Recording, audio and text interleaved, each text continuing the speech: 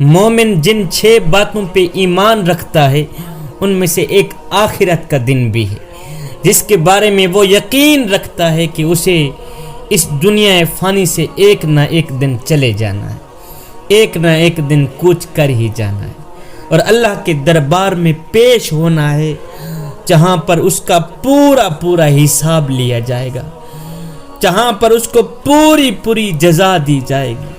اگر اس نے ذرا برابر بھی نیک عمل کیا ہوگا تو اس کی جزا پائے گا، اور اگر اس نے رتی برابر بھی کوئی برا کام کیا ہوگا تو بس اس کی سزا ہی بھگتے گا۔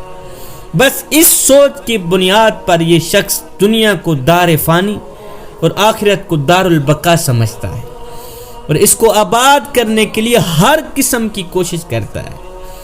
تم سب جان لو جوانو کہ دنیا کی زندگی محض کھیل تماشا، زیب و زینت، آپس میں ایک دوسرے پر فخر کرنا، مال دولت، اولاد میں ایک دوسرے سے آگے بڑھنے کے علاوہ اور کچھ بھی نہیں ہے۔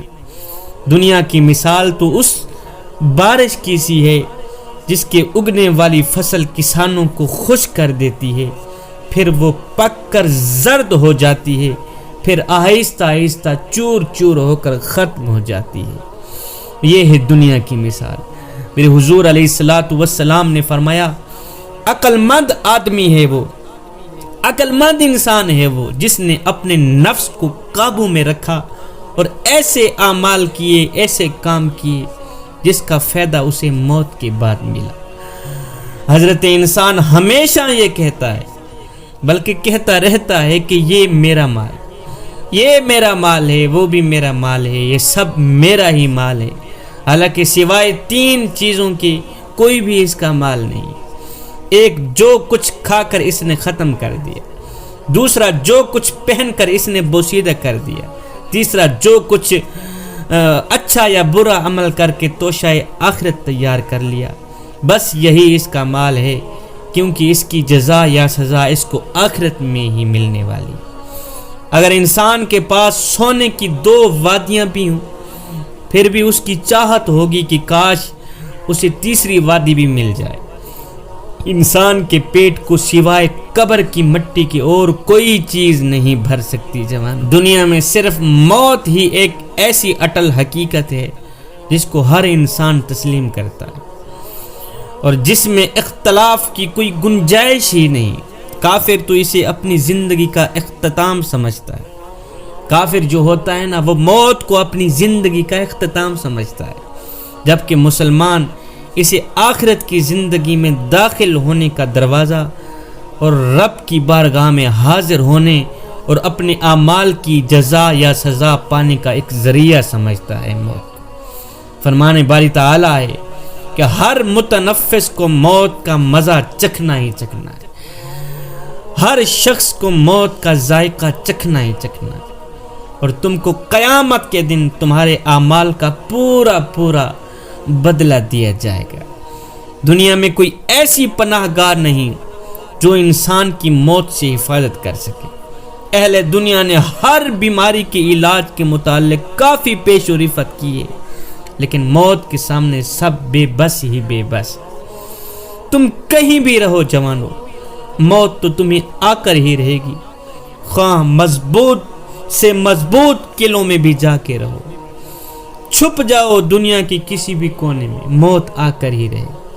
روئے زمین پر انسانوں میں اگر کسی کو زندہ رہنے کا حق ہوتا تو اس کے سب سے زیادہ مستحق میرے حضور علیہ الصلوۃ والسلام ہوتے، لیکن آپ بھی اس دنیا رنگ و بو سے رب کی رحمت میں چلے گئے۔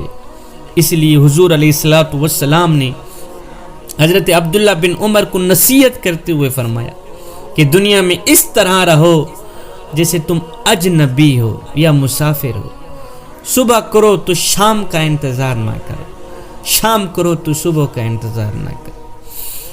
اپنی صحت کو غنیمت جان لو اپنی بیماری سے پہلے اور اپنی زندگی کو غنیمت جان لو اپنی موت سے پہلے۔ جوانو، دنیا کو وطن نہ بنانا کہ تم میں اس میں عرصہ دراز تک رہنے کی آرزو پیدا ہو جائے۔ اس سے صرف اتنا ہی تعلق رکھنا جتنا کہ ایک اجنبی شخص جو کہ اپنے اہل و عیال کے پاس جاتا ہے اور جلد واپس لوٹنے کی تمنا کرتا ہے، خواہش رکھتا ہے، بس اتنا ہی تعلق رکھنا دنیا کے ساتھ۔ اس لیے میرے حضور علیہ الصلوۃ والسلام نے حکم دیا ہے، فرمایا تم لذتوں کو پاش پاش کرنے والی چیز کو کثرت سے یاد کیا کرو۔ صحابہ کرام نے عرض کی حضور وہ کون سی چیز ہے لذتوں کو پاش پاش کرنے والی؟